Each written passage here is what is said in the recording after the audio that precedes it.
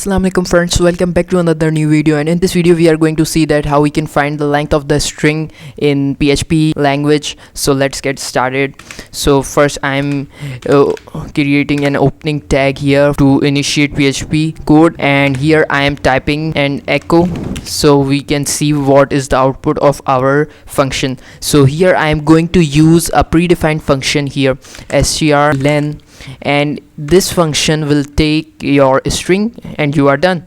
And as you can see, here is the example sentence. Okay, so let's see what is the output of this function. This function will count the characters in this sentence, in this string, and this function will return an integer that how many characters are in this string. So let's see what is the output.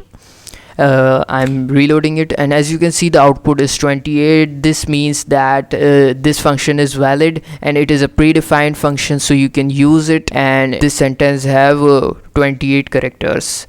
Thanks for your time. Have a good day. Allah Hafiz.